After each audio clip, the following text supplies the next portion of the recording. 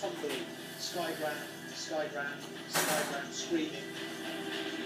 But there were only a few miles to go to Ushuaia, and there, a team of locals had already begun the groundwork for our stadium.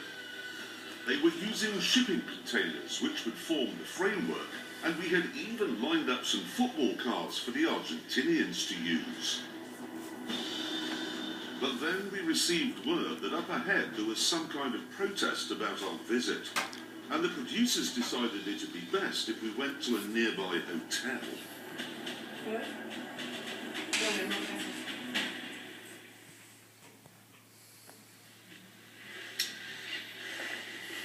Who's that lot in the carport, James? Do you know? I've seen them before.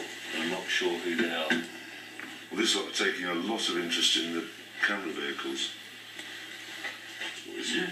I don't know what these blokes came out of, but they're heading this way. They're coming down the front. Who is? Are they coming up here? James, please keep your face back. You've seen the vehicle there with the flag and all that kind of stuff, and there must be about 10 or 15 in the foyer just now. I spoke to the manager. He's a little bit, not a lot that he can do. So I think at the moment, if we all stay in our rooms. Alright, here's the situation. We're holed up in this room. I don't know whose it is, but it isn't ours. There's a gang. Nationalists, whatever, believe that the Falklands are Argentinian, they don't like the British, and they're in the hotel. I was stuck in here and we don't know what's going on. The protesters consisted of some Falkland War veterans and their associates, who said that if we didn't stop filming, there would be trouble. The arrival of the police made us realise this was no idle threat.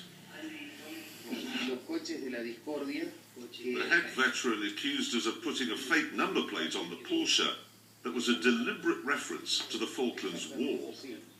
Our producers tried to explain it wasn't fake and that it would be replaced for the game of football, but they got nowhere.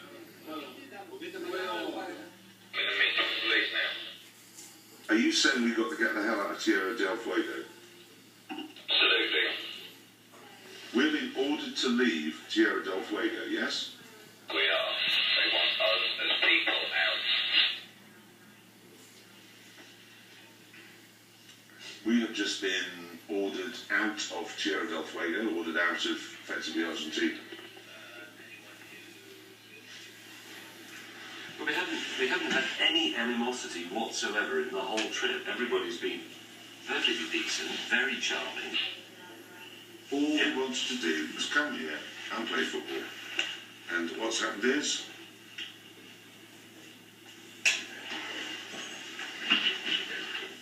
The producers said it would take 24 hours to organise the departure of such a large crew. But even though the police were present, the veterans said a mob was on its way, and that there would be violence if we weren't gone in 3. Right, guys, everyone can have a bit of equipment, please. Everyone grab something, okay?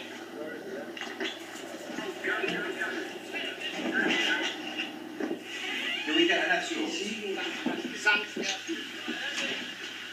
Meanwhile, the 3 of us, who were the main target for the protesters' anger, were still holed up in our room. Now, we've been doing over the Butch Cassidy stuff on the way over here. Come on. This is Butch Cassidy for real. Guys, everyone in the cars. With 4 tons of equipment loaded into the cars, the 31-strong film crew headed out of town. They're on your tail, Gav. Keep it tight to the rear. Yep. And soon, darkness fell. Yeah, everybody just remain cool. The main thing is just to keep this convoy rolling. A police escort would take them 184 miles to the border town of San Sebastian, where they'd cross over into Chile. And since the protesters' demands had been met, the crew hoped they were out of danger.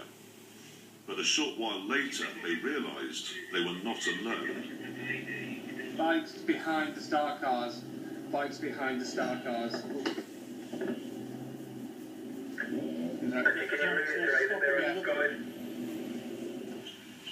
looking for the Porsche. So we've got silver cars just coming up, cruising down the rear of the convoy. Make sure everybody's windows are up, doors are closed. On the only road in the middle of nowhere with no phone signal, the crew were being hounded. Gotta be aggressive. Then, just outside the town of Tolwyn, the police told the convoy to pull over and prepare for an attack. We have to move as fast as we can, whenever they tell us. Guys have pullovers or something, put them on the window and close the window so we have protection. By all means, nobody stops. As they drove into town, a large mob was waiting. The people on the left, a lot of people on the left.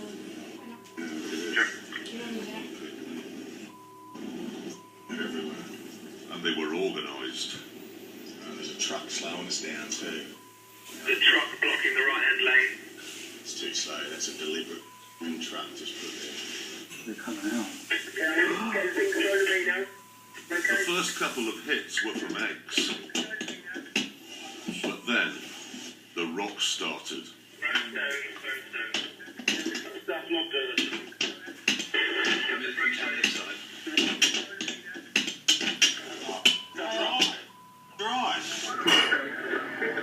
You're right.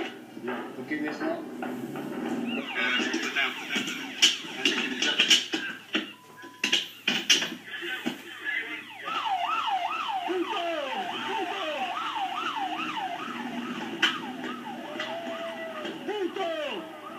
Keep going, right, ready?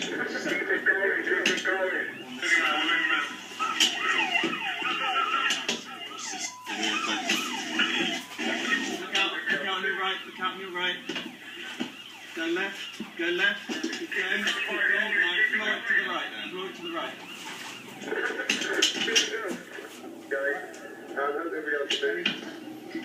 Keep calm. No, left. Keep the convoy rolling, keep it going. Right, that truck wants to go. Keep calm. Carl, pull in front of us.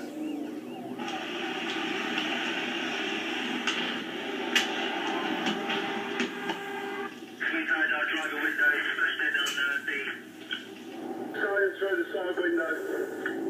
I've been hit, but I'm okay. Out of town, the crew, two of whom had been hurt, pulled over to repair the multitude of smashed windows. Right, let's have to help down on this one now. And because they were a magnet for trouble, they had to abandon the Porsche, Ford and Lotus. Guys, you've got people, let's go. Back on the move, they were now heading for the much larger town of Rio Grande, where they were told a mob in some 300 cars was waiting. Is there another way? No, there's no other way. Yeah, can we get on the phone to an embassy? Negative. We've not got any signal on our phone. We're still trying. Fearing for their lives, the crew abandoned the road and headed cross-country towards the river border we'd used earlier. The border is totally closed. We know that. There's a metal bar across the road on the Argentinian side, and we realise we will be crossing it illegally. There's a metal gate on the other side, both of which we can cut and go through. With the police escort hanging back to make sure the attackers hadn't spotted the ruse, the convoy made it to the river, where a few hours later daylight revealed the viciousness of the attack.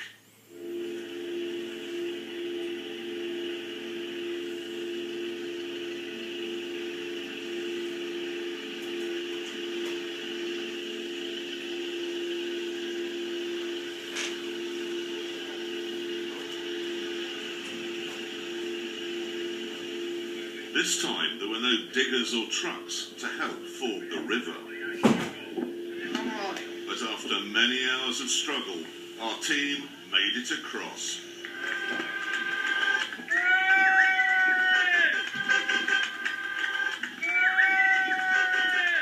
And into the welcoming arms of Chile. We're happy to see you.